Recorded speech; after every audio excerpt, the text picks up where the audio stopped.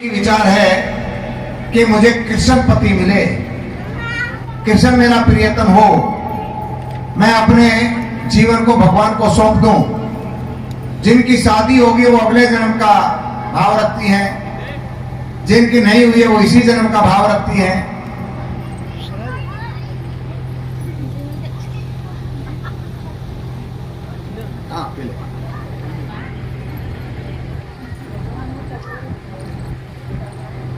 भगवान गोपियों से बेहद प्रेम करते हैं। जानते हो क्यों?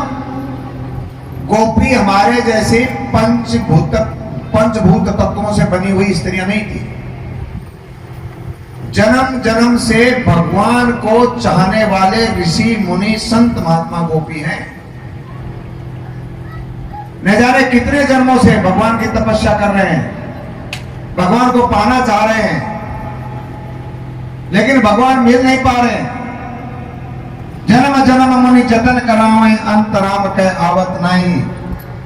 बहुत जन्मों से तपस्या करते करते भगवान को पाने वाले जो संत थे, अब की बारी भगवान का ये पता चला कि पूर्ण ब्रह्म है।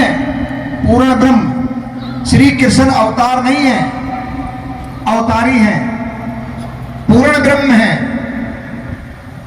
ये पूर्ण में अब की बारी मिल जाए। राम आए, किसी मर्यादा में बंधे थे, नहीं मिल पाए हमसे। परशुराम आए, किसी मर्यादा में बंधे थे, नहीं मिल पाए हमसे। नारद जी आए, किसी मर्यादा में थे। अब की बारी ये मर्यादाओं से दूर है। सारी मर्यादाओं को तोड़ करके मेरा पूर्ण ब्रह्म इस संसार में लीला करने के लिए आया है। अब की बारी तो हमको मिलेगा ही। इसलिए गोपियों को कोई साधारण स्त्री मत समझना।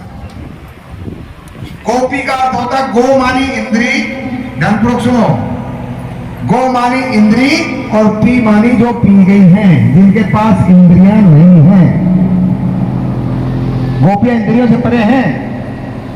गोपियों के अंदर कोई काम वासना नहीं है, गोपियों के अंदर कोई लोभ नहीं है, गोपियों के अंदर कोई पाप नहीं है। वो निष्पाप है, निश्चल है, निर्विकार है।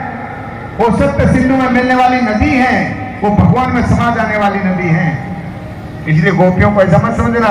ये जो गोपियों की लीला गाते हैं, गोपियों की लीला देखते हो टेलीविजन आदि में जो देख लेते हो, सत्यानाश किया है कहीं न कहीं धर्म का।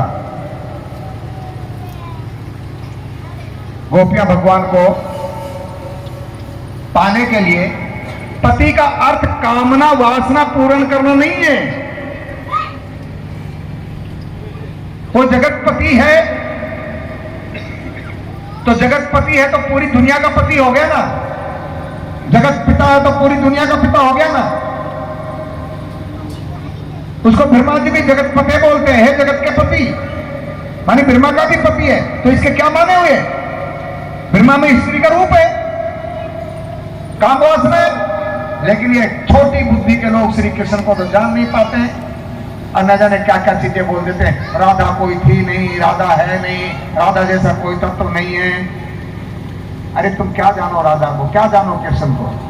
एक जुगनू सूरज की महिमा गाने बैठे, कहां गाएगा? यहां भगवान ने गोपियों का जो चीरहरण की लीला है, ध्यान से सुनो। गोपियां जब जमुना जी गई, उनके मन में जो बात आई उसको भगवान देखते हैं कि गोपियों के हृदय मन पे अभी भी कोई ना कोई विचार रूपी पर्दा पड़ा हुआ है। उस विचार रूपी पर्दे को हटाने का मतलब है चीर का हटाना, उस पर्दे को हटाना। काम वासना का पर्दा नहीं है। लेकिन यदि कोई ये लीला में ऐसा देखते भी हैं तो भी दोष नहीं है। भगवान श्री कृष्ण की आयु है 6 वर्ष। कितनी साल?